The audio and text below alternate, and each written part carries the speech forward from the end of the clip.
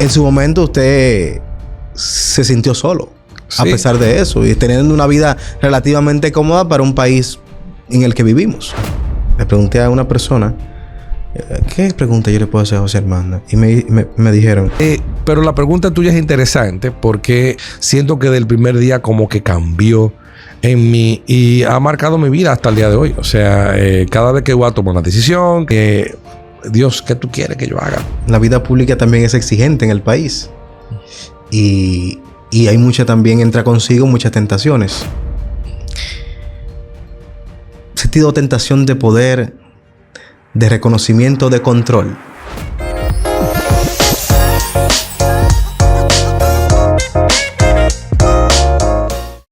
Saludos a todos, GB Opina de nuevo con ustedes. Seguimos esta segunda temporada con mucho ánimo, pero sobre todo con mucho amor y con mucha gente que se iba encontrando con el Señor, que se ha dejado tocar y que se han dejado seguir.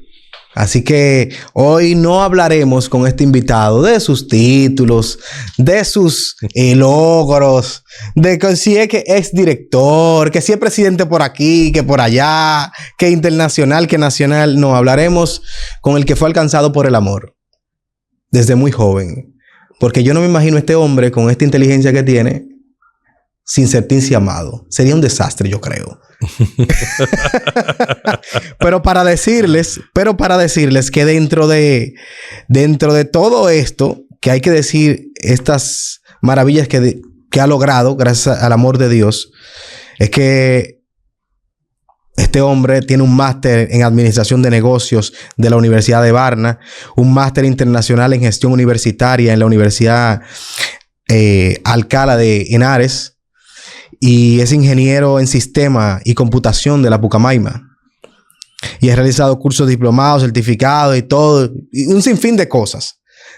Pero lo mejor de todo es que es cristiano. Con ustedes, José Armando Taveras. Muchísimas gracias, Gregory. De verdad que es un honor, una bendición estar aquí en este espacio contigo. Y bueno, parece que hiciste un trabajo de investigación y de inteligencia verificando mi perfil académico formativo, que también pues es una bendición de Dios. Es parte también de la historia que Dios ha hecho en mi vida. Así es correcto. Yo creo que de las pocas cosas que se me quedó es que es el CEO de la Academia Dominicana de Teología y Programación. Bueno, soy founder o fundador y CEO de Talendit. Talendit es un emprendimiento para mí, la misión que Dios me ha dado, que al principio para mí era una intuición, pero que luego Dios ha ido confirmando en el tiempo, de transformar vidas y organizaciones a través de la tecnología para concretizar esa misión de vida, la misión que yo siento que Dios me ha dado. Pues fundé en el año 2022, marzo, una academia online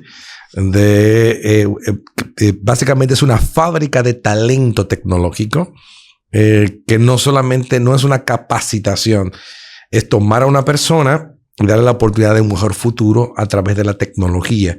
Y obviamente pues cumpliendo con el requerimiento y demanda de un mercado laboral que, a pesar de la inteligencia artificial y algunos pronósticos apocalípticos de que la demanda de talento de que va a disminuir, nada que ver, todo lo contrario, se transformará, evolucionará, se diversificará, pero hay una demanda altísima todavía de talento tecnológico y, ¿por qué no también pues agregar al ecosistema actual en el país de formación en tecnología pues una propuesta que concretiza toda la experiencia de muchos años en ese sector? Claro que sí. Más adelante hablaremos un poquito de eso. No se preocupen que eso viene. Le voy a hacer una pregunta interesante. Pero, ¿cómo empieza José Armando, ya dejando una fe heredada de su tía, a vivir su propia fe? Sí, mira, es una gran pregunta, porque cuando yo reflexiono también sobre los hermanos de mi comunidad y sus historias, hay de todo. Y yo tengo que reconocer que tuve el privilegio y la bendición de nacer en una familia cristiana. Sobre todo mi madre, que a propósito se llama cristiana. O sea que Cristiana Amelia Rodríguez Peña, viuda Tavares. Esa es mi querida madre, que Dios me la tiene todavía aquí con nosotros y cuando Él disponga, pues la tendrá en el cielo con Él y después yo le seguiré el camino. Pues recuerdo que la primera persona que me inicia por ejemplo, que me enseña el Padre Nuestro es mi madre. Tuvieron también la sabiduría de ponerme en un colegio católico, el Colegio Calazán, ¿verdad? Y ahí pues hice mi primera comunión. Es decir, que en ese entorno, digamos que para el promedio era altamente católico, yo viví mis primeros años. Mi tía Josefina Tavares, como tú mencionas, fue y ha sido para mi familia y para mí particularmente, digamos, ese Moisés. El relato del Éxodo, que usted domina muy bien, de Dios siempre elige instrumentos, personas concretas que envía a tu vida para sacarte a imagen de este pueblo Israel que era esclavo en Egipto, para sacarte de esa esclavitud y llevarte a la tierra prometida. Pues ciertamente el Moisés para mi vida en esa etapa fue mi tía Josefina Tavares. Porque cuando yo tenía unos 16 años, a mí siempre desde muy pequeño, es algo que puso Dios en mí, tenía una gran sensibilidad hacia la ciencia, que yo no le llamaba ciencia en ese sentido, sino que curiosamente observaba el mundo y sobre todo el universo y me fascinaba aquello. Recuerdo que tú no estabas vivo todavía, tú eres un muchacho muy joven, pero hubo una crisis enorme de grandes apagones de 22, 24 horas seguidas. Esas noches de oscuridad total en la ciudad capital. Yo viví unos cuantos porque no soy de que tan. No, tú un jovencito. 33. No, muchachito. Al lado tenía a mi querido padre, José Arturo Tavares. Miraba al cielo y le preguntaba a papi sobre el origen de las estrellas, sobre cuándo nació el universo. Y mi papá me respondía según podía. Recuerdo que viendo televisión, un documental de Carl Sagan, un astrofísico famoso a propósito de Artemis II y toda la exploración espacial que se reactiva, sobre todo esta misión hacia la Luna y Marte, apasionante. Recuerdo que mi papá estaba detrás de mí, el hermano de mi tía, Josefina Tavares, observando lo que yo estaba mirando, que era un documental de Carl Sagan que explicaba el origen del universo desde el punto de vista científico, ¿verdad? La evolución, etc. Mi padre, en su inocencia, me pregunta, ¿y tú crees en eso? Y yo le digo, sí, claro que sí, eso es ciencia. Yo creo en eso. Parece que mi padre se preocupó. Y mira cómo son las cosas de Dios. Eso fue una Semana Santa, cuando yo tenía 16 años, a propósito de lo que hemos vivido la semana pasada, la Semana Santa del 2026. Y fuimos invitados a la Pascua, a vivir la vigilia pascual con las comunidades neocatecumenales de la parroquia de Jesús Maestro y mi tía Josefina Tavares, primera comunidad de Jesús Maestro, columna del camino en el país y de Jesús Maestro, nos invita a vivir la vigilia pascual. Y yo por primera vez vivo la vigilia con mis hermanos, mis dos hermanos y mis padres. No éramos catecúmenos. De invitado. No de invitados y de infiltrados ahí. A un gran banquete. Para que tú veas que mi tía, que era Batuta y Constitución, no sé cómo logró que nos invitaran también a la ágape de la comunidad.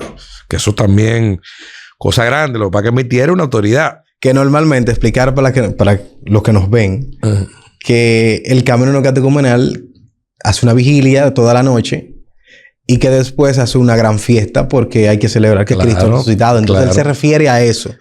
Porque muchas veces me preguntan ¿qué es lo que es comunidad? Entonces él está explicando más o menos el origen de cómo es una comunidad. Ajá. Y entonces luego cuando voy allá, me acuerdo como ahora, porque fue una experiencia fundante en mi vida. Estábamos en la mesa, mi padre estaba a la izquierda, mi tía Josefina al frente. Y iban a iniciar catequesis en pocas semanas. Y dice, mira, José Armando va a hacer catequesis. Me quedó frío. Mi papá era como buen Tavares. Y había que obedecer. Y entonces, así es que yo hago catequesis.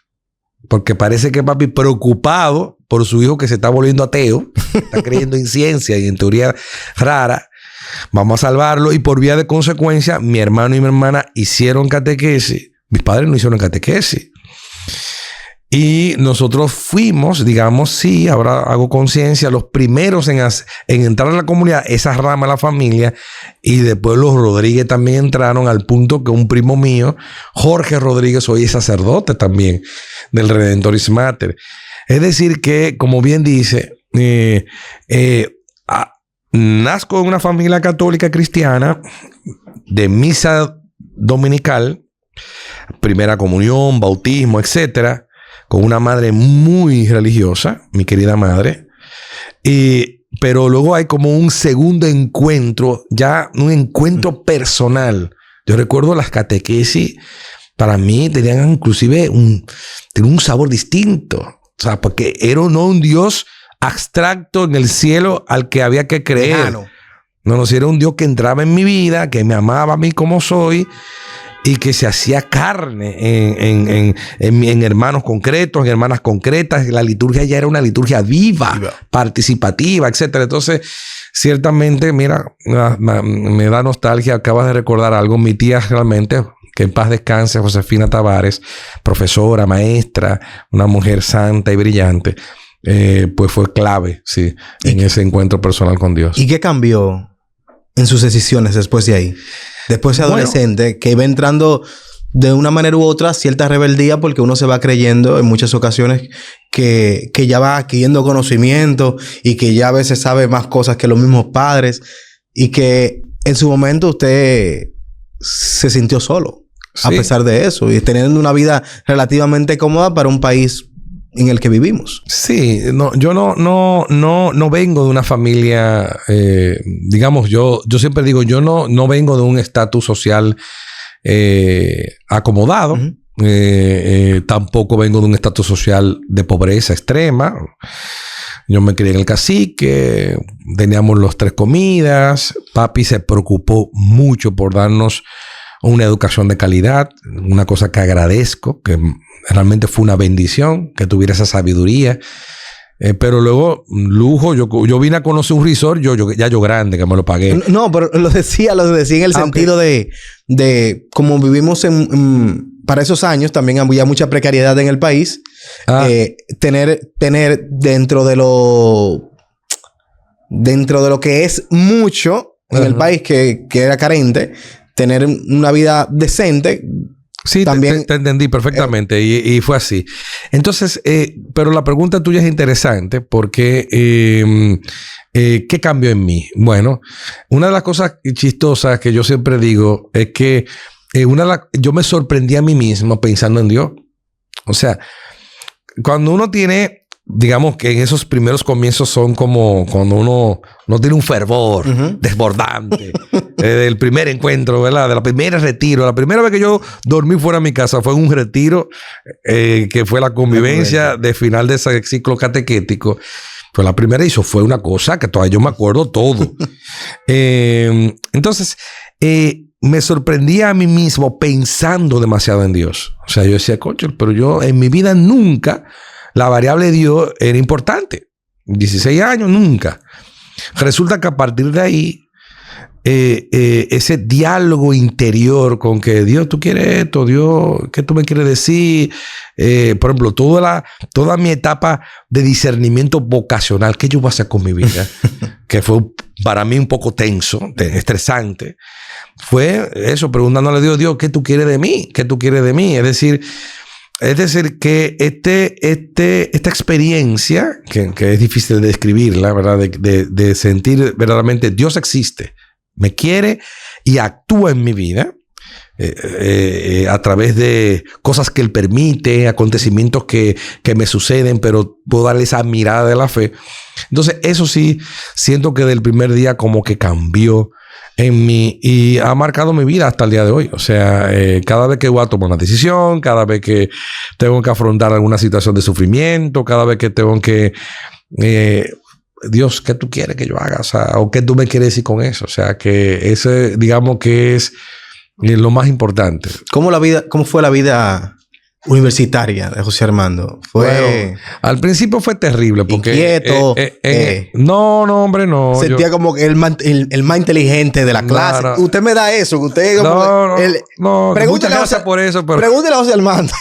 Muchas gracias por eso. Yo tuve usted no me da que usted se sentaba atrás, ¿no? No. Yo tuve una... ¿Sabe que yo tuve una... Yo fui buen estudiante en el Calazán, ciertamente. Efectivamente, liberé todas mis asignaturas. Me gradué...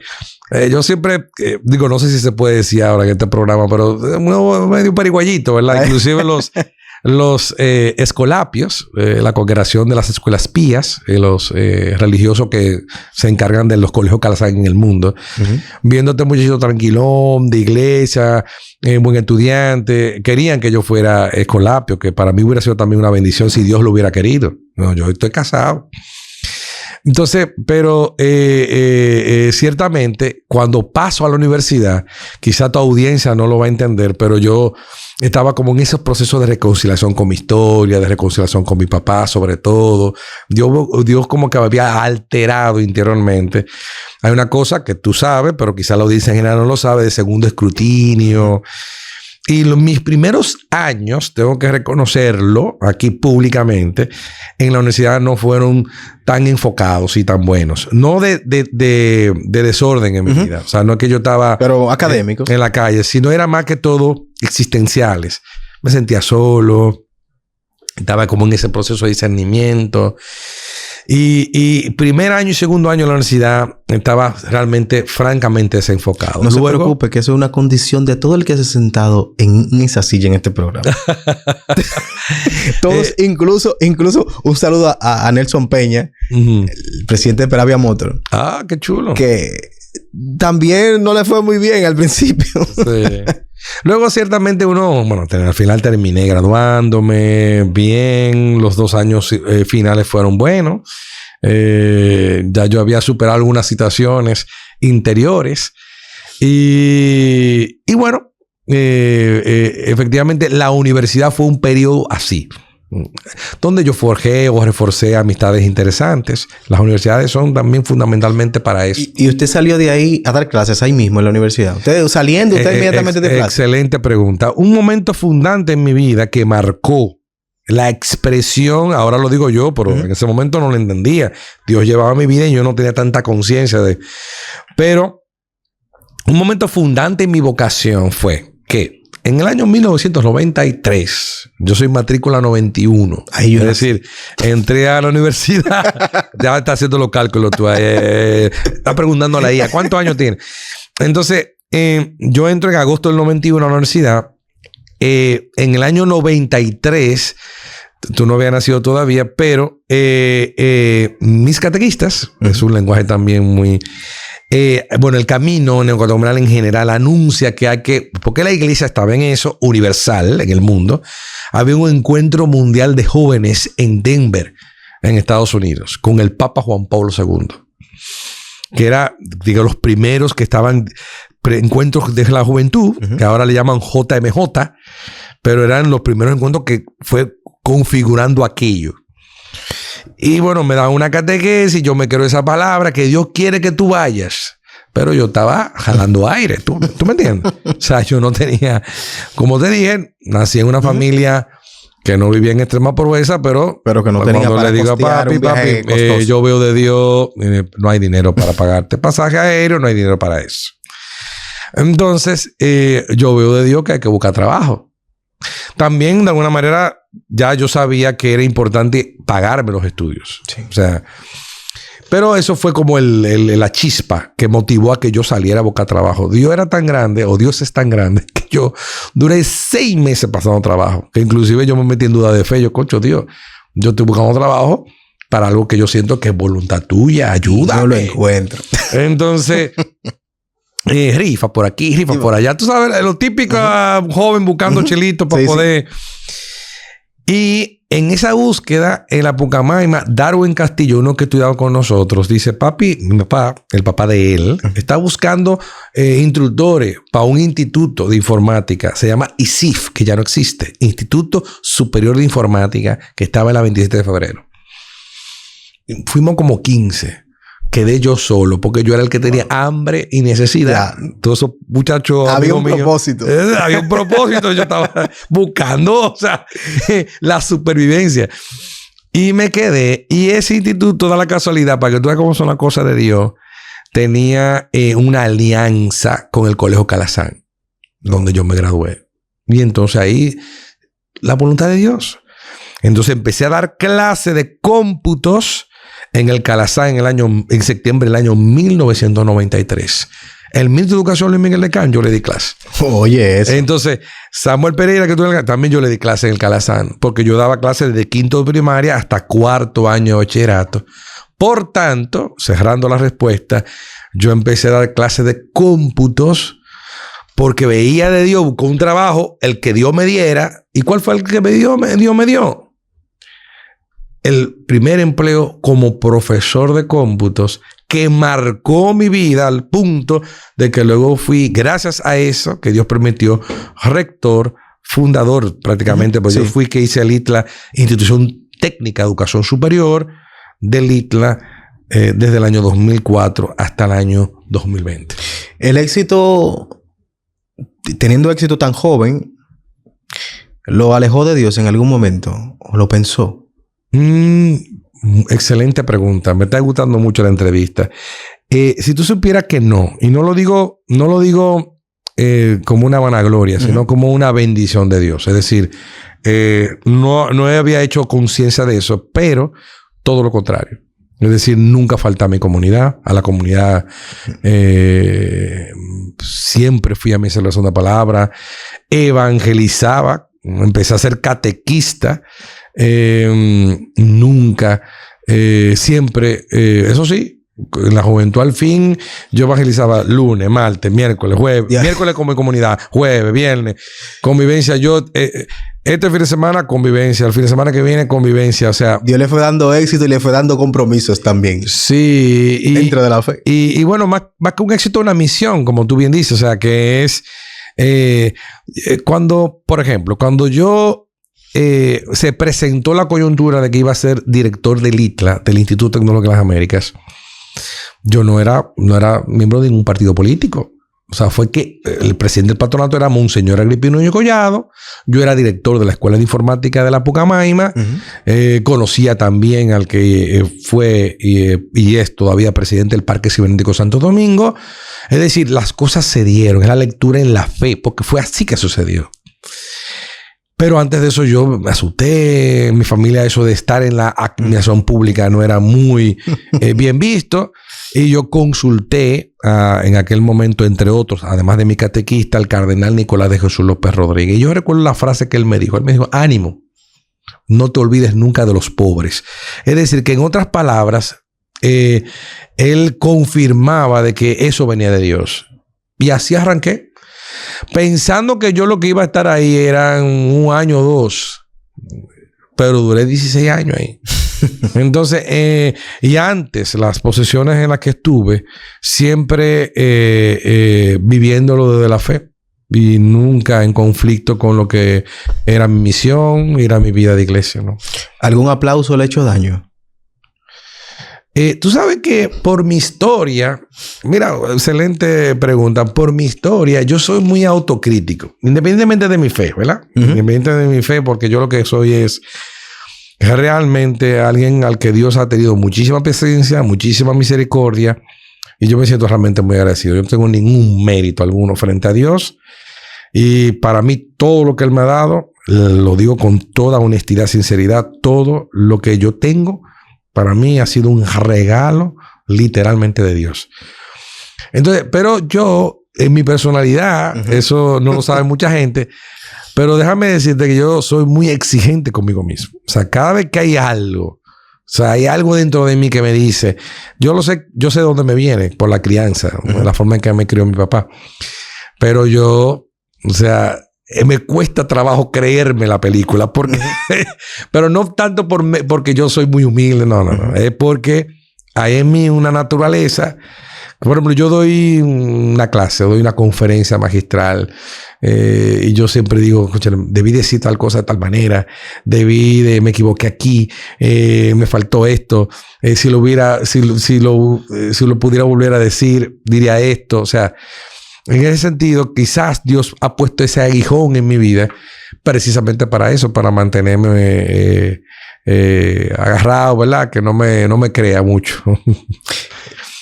Sabes que en la vida pública, ya como usted pasa a ser rector, la vida pública también es exigente en el país. Y hay también entra consigo muchas tentaciones.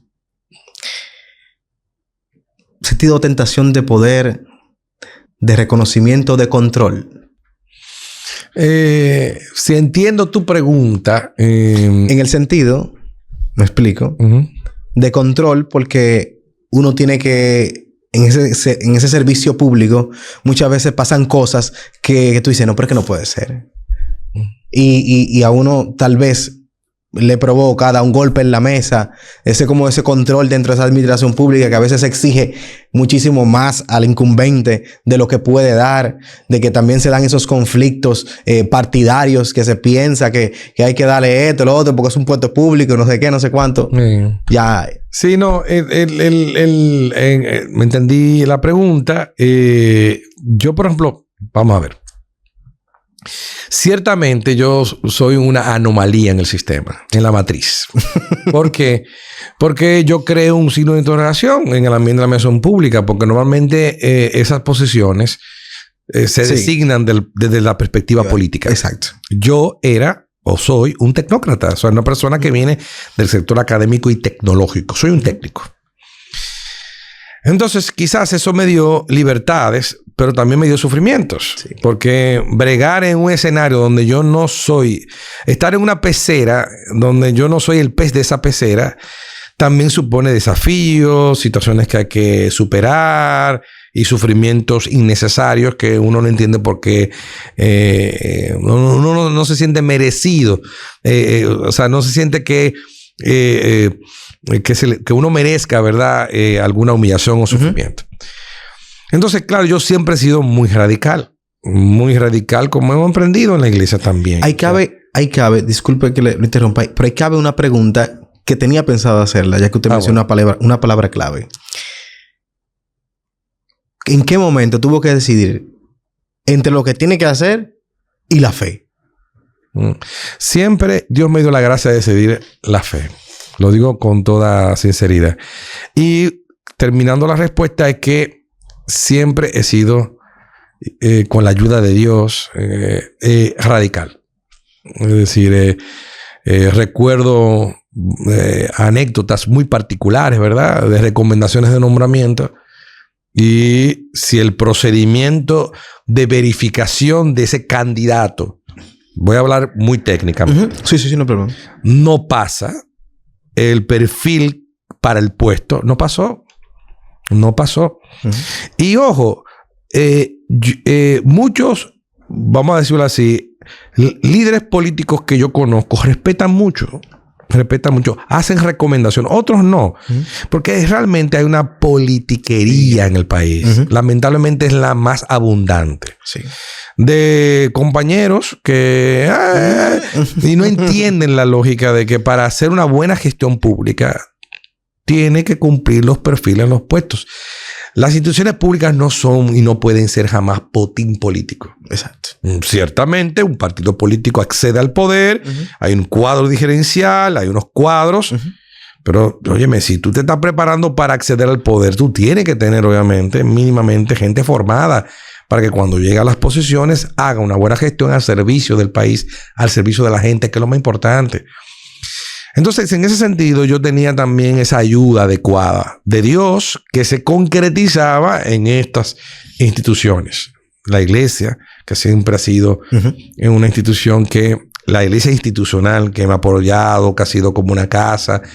Los mismos hombres y mujeres de buena voluntad que siempre aparecen. Y lo más fácil es decir que no se puede. Y si por decir que no, y esta cosa no se hace así, y esto es lo correcto según la ley, bueno, no conviene.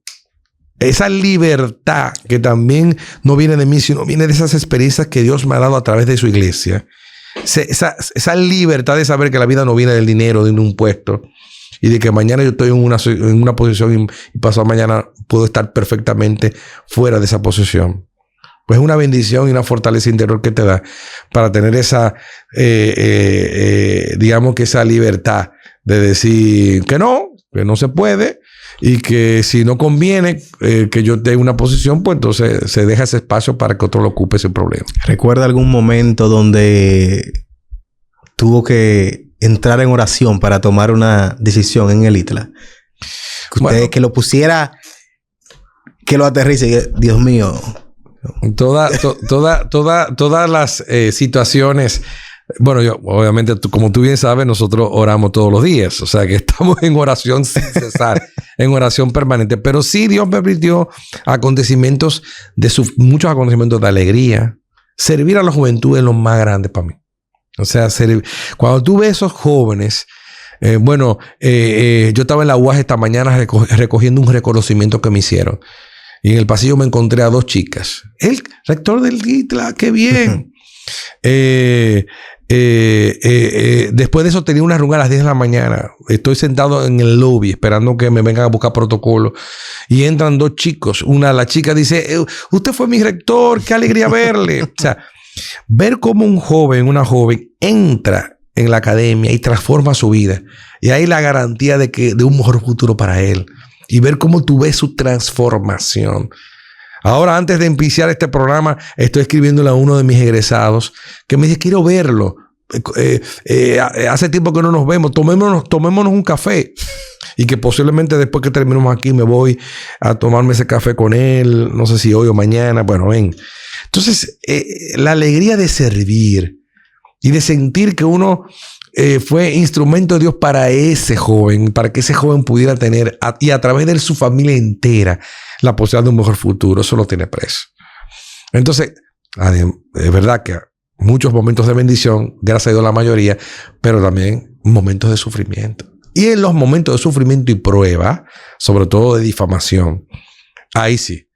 Te confieso que levantarme en la madrugada. Ya que usted se me adelantó a esa pregunta, sí.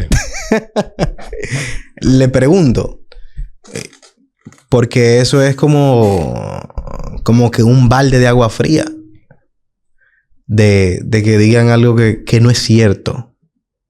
¿Cómo le cayó eso a usted a escucharlo, sentirlo? Decir, pero yo rezo todos los días. Yo hago lo que tengo que hacer. Sí, y ahora esto. Yo no busqué esto me encontró. Sí. Sí, toda experiencia que yo estoy seguro que muchos de los que están escuchando ahora mismo este momento, esta entrevista, este encuentro, esta conversación, han pasado también por lo mismo. Es decir, hay momentos en tu vida que llega el acontecimiento y la reacción es ¿por qué? ¿Por qué? ¿Por qué? Porque tú permites eso. Y más uno cuando está iniciado en la fe, uno sabe que no cae un pelo de la cabeza de alguien sino por pura voluntad de Dios. Dios, ¿por qué tú has permitido esto en mi vida?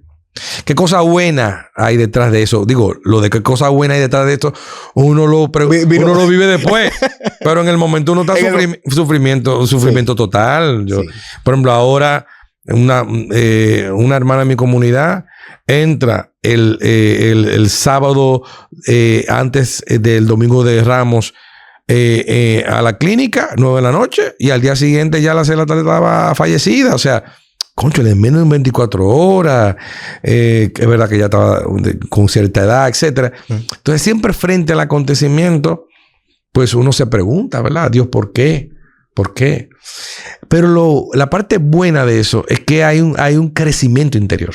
Yo te puedo dar testimonio de que esos son los momentos en los que uno está más cerca de Dios. Hablamos, para que la gente, como pasamos de una vez, para que la gente nos entienda un poquito, hablamos de un acontecimiento que pasó en el 2010, ¿verdad? Sí. En 2000. Y muchos acontecimientos también. Sí, pero específicamente este que hablamos en el 2010, donde hubo unas declaraciones que de esto, de tratar un poquito de hacer un poquito de daño. Y de esto que hablamos sobre cómo él lo ha recibido, cómo lo ha... Sí, porque entramos inmediatamente. Sí. No... Hay que dar contexto, ¿verdad? Porque después la gente no se entera. ¿Y de qué están hablando? Sí. En ese momento también era el rector del ITLA. Y entonces uno pues, vive esos acontecimientos en la fe. Y después uno mira hacia atrás y descubre, bueno... Y que sucede de nuevo. O sea, sucede de nuevo. Cualquier gente puede poner un comentario en un tweet. Puede poner un comentario en una cuenta de perfil. A veces uno se entera, te llama a alguien que me ha pasado, dando hechos concretos, lo que no quiero poner a la gente. Sí. Porque al final Dios lo permite, ¿no? La gente no es mala, sino Dios... uno perdona. Y entonces, por ejemplo, hace 3 semanas me llama una persona y me dice, ¿cómo está usted?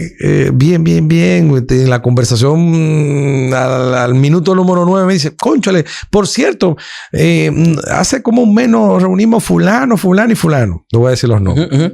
Pero mire, fulano dijo esto y esto de usted. Y yo, bueno, que Dios lo bendiga. Claro. Entonces, pero también de la misma manera hay muchos o más que también hablan muy bien. Es decir, pero al final lo importante no es que hablen bien o que hablen mal, sino que es lo que tú sabes también bastante bien. Siempre tiene que haber ese Judas, ¿verdad? Y uno tiene que ser precisamente sal, luz y fermento para todos los que rodean. O sea que yo bendigo a Dios por todo lo que uno vive, por todo lo que Dios permite en la vida de uno. O sea que, y sobre todo porque, por eso decía, cuando uno lo vive en la misión, cuando uno se da cuenta de que vale la pena y tú vas a esos eventos de graduación y tú, como me pasó una vez un muchacho que me dice, yo quiero que usted conozca a mi madre. Y la madre, una mujer diminuta, con unos ojos saltones, brillosos. Me dice, yo quería conocerlo a usted. Y entonces me cuenta, era un muchacho de un barrio, de un sector de la República Dominicana, que para poder llegar de retorno de las clases del ITLA a su casa, tomaba el autobús del ITLA, se quedaba en un punto, de ahí cogía un motoconcho, se quedaba en un punto y de ahí caminaba hacia la casa de su madre. Y la madre se quedaba despierta esperando a su muchacho. Entonces, por esas personas vale la pena trabajar, luchar, trasnocharse. Y bueno, espero que Dios me conceda seguir sirviendo. Si hoy José Armando perdiera todo, empresa, reputación, influencia, ¿qué queda de él? Bueno, quedo yo. Yo, lo que soy, las experiencias que he vivido,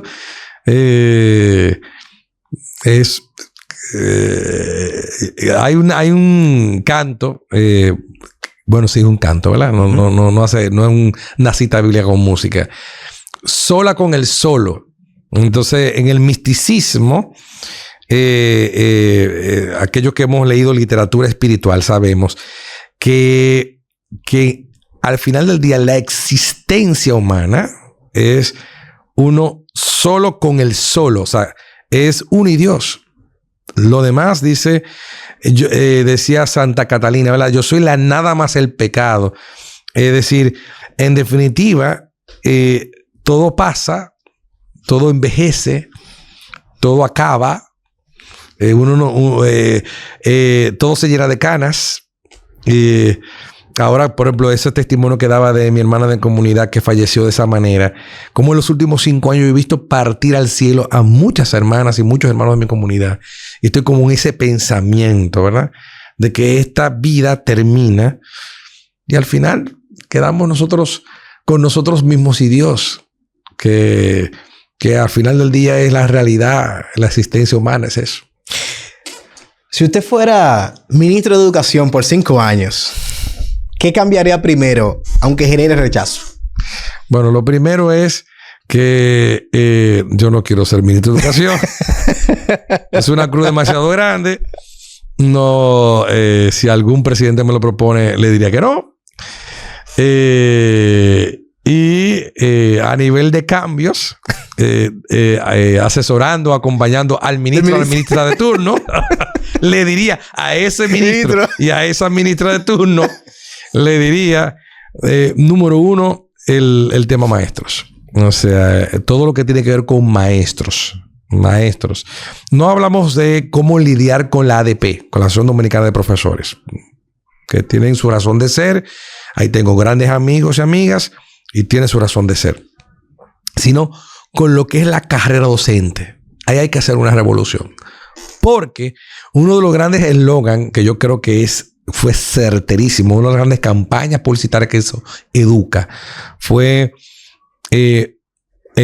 mejores maestros, mejor educación. Fue algo así el eslogan. Uy, se me fue, lo tenía ahora mismo en la cabeza.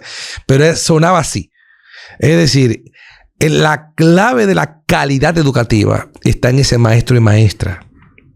Que con recursos o sin recursos, con precariedad o con comodidad, hace la diferencia en el aula. El maestro es el que inspira, no solamente transmite conocimiento, sino inspira, educa, forma, se convierte en role model de los estudiantes. Primero, carrera docente de excelencia. Creo en las normativas, lamentablemente se flexibilizaron en los últimos años, pero creo en normativas que prestigien la labor docente, que ganen bien, pero que también sean evaluados y en función del alto desempeño sean reconocidos. Segundo punto, infraestructura. Infraestructura.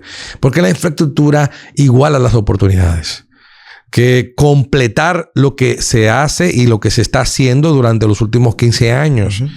Mejorar las condiciones de las aulas, equipar esas aulas con lo mejor a nivel tecnológico, a nivel de infraestructura, etc. Es decir, ese maestro con recursos. Y tercero, el modelo académico. Es decir, tenemos que pensar cuál es el ciudadano del presente y sobre todo del futuro que queremos. Y sobre la base de ese ciudadano, de ese perfil de egreso, como se llama a nivel académico, construir currículo, construir práctica pedagógica. Entonces, ahí están los tres componentes. Yo, por ejemplo, todo lo demás, todos los procesos de licitación, contratación, porque, bueno, creo un organismo colegiado y dejo que ese organismo colegiado se encargue de todos esos temas. Porque es lo misional, es lo importante, y esta es la clave. Maestro, estudiante y recursos al servicio de ese maestro y ese estudiante. José Armando, la IA ¿va a elevar el dominicano promedio o va a ampliar esa brecha? ¿O va a ampliar esa brecha tan distante que hay entre una clase y otra? Mira, brecha existe y no tecnológica, sino social. Sí. Es decir, el gran problema de las sociedades hoy, como tú también lo sabes bien, es la de gran desigualdad. Es decir, unos pocos, que cada vez son más pocos, concentran el 80%, 70% de la riqueza, son los que toman las decisiones, son los que determinan que sale en un medio que no sale. Por eso me encantan estos medios alternativos que dan voz e influencia a personas como tú y como yo que no pertenecemos a esa clase poderosa. Entonces, efectivamente, la tecnología puede ser se llama igualador, digamos, alguien que genere esa igualdad de oportunidades.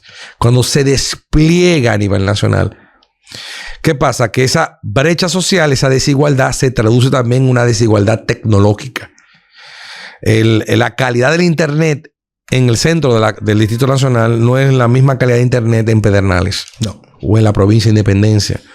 O en Dajabón. O en la zona fronteriza. Entonces, corresponde a los estados, al gobierno, no a la iniciativa privada, generar esa igualdad de oportunidades. Trabajar para que aquellos que no pueden, la opción preferencial por los pobres, que es corazón fundamental de la doctrina social de la Iglesia. Entonces, en ese sentido, toda innovación tecnológica, terminando la respuesta a tu pregunta, que incluye también a la inteligencia artificial, es una herramienta que puede potenciar, de hecho, a ayudar, de hecho, a generar igualdad de oportunidades a todos, pero la desigualdad social expresada en una desigualdad digital hace que esos beneficios de esa herramienta quizás no lleguen a igualdad de oportunidades para todos y todas. El muchacho de Pedernales, volviendo al ejemplo, necesita un plan y un ancho de banda y una calidad de ese internet para tener en su celular un chat GPT que le permita, ¿verdad?, tener, obviamente, sacarle esa herramienta el mayor de los provechos. Entonces, ahí entra, pues te poniendo un ejemplo muy concreto, una política pública que genere acceso a esas aplicaciones de IA, subsidios de inteligencia artificial, subsidios para los servicios de internet. O sea, yo creo en eso, en los subsidios dirigidos sobre la base de unos criterios que generen igualdad de oportunidades, que las personas que están, digamos, fuera de ese círculo de oro puedan también tener la oportunidad y las herramientas para alcanzar un mejor futuro. ¿Cuál ha sido el silencio más difícil que ha tenido que atravesar de Dios? Que usted ha sentido como que hay un silencio, como que hay una pausa. Porque muchas veces Dios, o uno siente que no está diciendo nada en un momento determinado. Sí. Yo tuve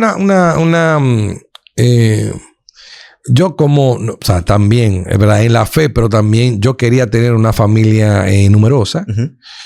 Y Dios no lo quiso.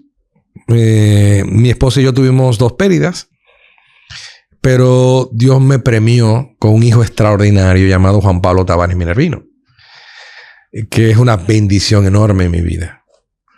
Entonces, claro, en ese proceso previo a Juan Pablo, que Juan Pablo realmente es una bendición de Dios en todo el sentido de la palabra. De hecho, es un milagro para nosotros de Dios, porque nace después de orar y pedirle a Dios por intercesión de la Virgen María que nos concediera el milagro de tener ese muchachito, y Dios nos lo dio.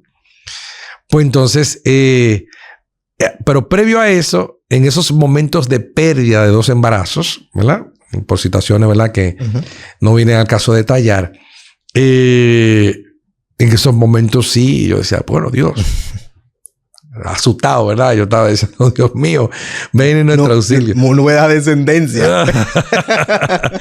Pero Dios, al final del silencio, siempre aparece. Y de hecho, he aprendido en los años que el silencio, es verdad, ese momento en el que tú piensas que Dios no está, es también una presencia quizás más elocuente, que cuando Dios se manifiesta con también momentos de alegría, de gozo, de detalles y regalos que el Señor nos hace vivir. El silencio de Dios también es la forma más elocuente de la presencia del mismo Dios. Sí. ¿Qué significa Nancy para usted? Bueno, esa es mi mano derecha, mi mano izquierda. La persona que me corrige constantemente, que me pone en mi sitio, que me aterriza, que me ayuda adecuada, madre de mi hijo, la persona que yo amo. Es decir, que yo bendigo a Dios, que me dio la oportunidad. me dio un momento de lucidez. La elección. Me dio un momento de lucidez. La verdad que ha sido genial. Genial. Y mientras más los años pasan, uno se da cuenta. Porque ya ha sabido perdonar, aguantar. O sea que, en definitiva, igual también. Una bendición. Nancy y Juan Pablo son una bendición en mi vida. ¿Qué le ha enseñado el fracaso más que el éxito? Tú haces muy buena pregunta, caballerísimo. El fracaso para mí, lo digo meditado y vivido, el fracaso es mejor fracaso maestro, que el éxito. De hecho, yo hace 2 días, llegando a mi casa, pensaba, a veces uno entra en nostalgia, ¿verdad? En situaciones, ¿verdad? Quizás yo no he tenido mentores como ha tenido otro, padrinos cercanos como ha tenido otro. Pero yo pensando en la universidad de la vida, que en buen dominicano, la universidad de la vida, que es lo que tú dices. Es decir, he tenido que ir aprendiendo equivocándome. Es lo que quiero decir. Es decir, esa reflexión que tenía yo hace 2 días de que he tenido que ser muy buen estudiante. O sea, buen estudiante en el sentido de tener muy bien los sentidos afinados. De aprender en el otro y en mí. Concho, me equivoqué aquí. Manejé tal situación mal. Ahí, qué barbaridad. Esto no lo puedo volver a hacer. Tal comentario no se dice porque dejo de construir, no construye. O sea, esta decisión que tomé fue totalmente equivocada, fracasé, devuélvete. Entonces, el fracaso, en conclusión, para mí ha sido la equivocación, fracaso, como se quiera llamar. Mejor, muchas veces, mejor maestro que el éxito. ¿Qué está aprendiendo José Armando en esta etapa que antes no habías entendido? Sabes que estoy viviendo ahora una etapa distinta, diferente, después de 2020 de mi salida del ITLA. Retornar al sector privado para mí ha sido fantástico, ¿verdad? Aunque ahora yo estoy ayudando específicamente en el Ministerio de Educación en el área de tecnología y lo estoy viviendo así mismo, estoy colaborando, ayudando y ha sido también una bendición, un honor colaborar y servir al país. El hecho de estar en otros ambientes, por ejemplo, tuve la oportunidad de estar en BDO 2 años en labores de consultoría de TI, que en algún momento los hacía, retomarlo. O sea, yo siento que estoy en explosión de aprendizaje, de ideas. Antes de entrar aquí a esta entrevista, estaba leyendo, investigando, estaba a millón, venía con la cabeza llena de ideas y de energía.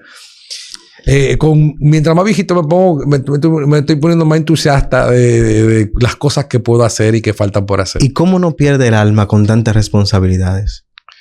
¿Cómo no se pierde? Las responsabilidades no son el problema en el caso mío. Estoy dando mi testimonio. Sí, sí. El problema es el cansancio. Yo tengo un catequista que tú conoces, se llama Nibio Camaño, al que yo quiero muchísimo. Sí. Un gran hombre, y Juana. Son un matrimonio excelente. Gente muy buena que yo quiero mucho. ¿Qué significan ellos para usted? Aprovechar ahí que... Son mis papás. Nibio y Juana son mis padres espirituales. Yo le agradezco enormemente mi vida. Ellos dieron la vida por mí como catequista al servicio mío de manera gratuita. Y Nibio para mí es un santo y Juana también. Yo admiro mucho, les admiro mucho, de hecho.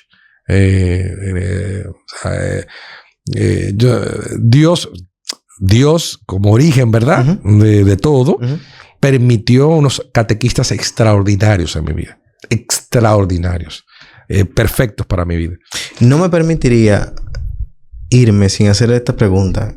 Le pregunté a una persona, ¿qué pregunta yo le puedo hacer a José Armando? Y me dijeron, pregúntale por qué el que siempre se está riendo. Hay gente que me dice eso. Usted siempre tiene una sonrisa. No. Parece que como yo me sonrío mucho, cuando estoy serio, que en ocasiones, ¿verdad? Me pongo serio, porque algo en la reunión o algo que está pasando a mi alrededor no me está gustando. Pero sí, tú sabes que yo también intento mantener siempre un buen sentido del humor. Para mí una reunión, si no se hace menos un chiste, si la gente no se ríe, cuando doy una catequesis, porque, y cada vez que pasan los años todavía más reafirmo ese compromiso con hacer la vida un poco más entretenida, porque eso conecta de hecho con la pregunta anterior. Es decir, la vida está llena de responsabilidades y complicaciones. Hay que buscar la manera en que esas complicaciones y esas responsabilidades sean llevaderas. Mi catequista decía, descansaremos en el cielo. Pero a veces la cantidad de responsabilidades me abruman. Es decir, yo soy catequista, también coordinador nacional de UNILCA, tengo 2 trabajos, uno fijo, otro después de las 5 de la tarde, después de las 4 de la tarde. Es decir, son muchos compromisos. Pero de vez en cuando, entre 6 y 6, hay que reírse y hay que pasarla bien porque... Ya en la parte final, 2 preguntas.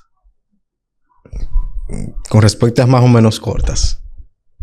¿Ha valido la pena tantos años de catequesis, de ser catequista? Sí.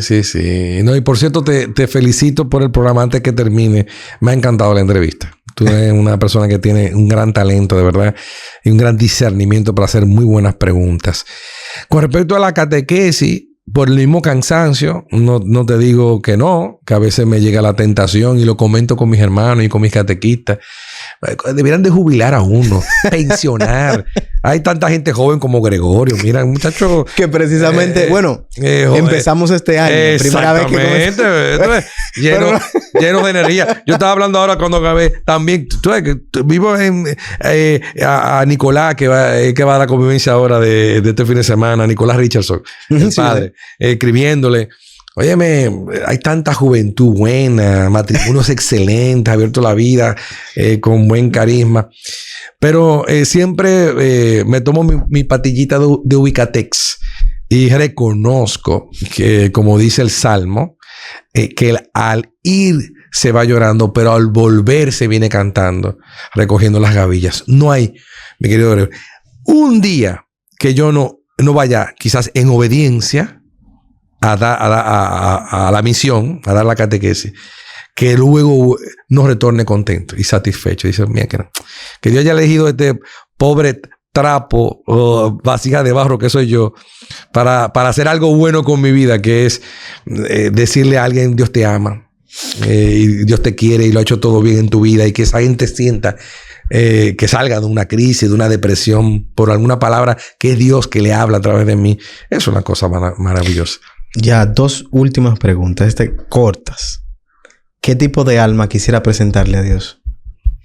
Bueno, yo lo único que puedo decir en el día de hoy es que yo he dicho, me presentaré a Dios tal cual soy. Ya yo porque al principio, cuando bueno, de que tengo tantas anécdotas para graficar lo que quiero decir, para que no suene como a predicación vacía. Pero al principio, en los primeros momentos de conversión... Pero corta, que tengo el control más, el que me está apoyando desde allá. No me digas. Bueno, pues la cuestión es que al principio uno es como muy perfeccionista con uno mismo y quisiera ser santo de altar, ni siquiera tener malos pensamientos. Pero luego he aprendido a dejarme... vencer, es decir, soy lo que soy y me presentaré a Dios como soy. La última, ¿qué pregunta te harías a ti mismo que nunca te han preguntado y que tú en tu vehículo, después que terminó la entrevista, dices, diache, pero debieron preguntarme eso? O una pregunta que usted mismo se ha hecho, pero que nunca ha dado una respuesta. No, la única pregunta que yo quisiera que me respondiera alguien es cuándo podremos viajar de este sistema solar a otro sistema solar. Es decir, estoy con ¿cuál es el mecanismo físico que hará posible los viajes intergalácticos? Si serán los agujeros de gusano, ¿cuál será, verdad, el medio tecnológico? Usted me lo dirá en la próxima sesión de este programa. José Armando, muchísimas gracias por aceptar la invitación. Aquí vemos cómo Dios se manifiesta en medio de su vida y uno va aprendiendo también.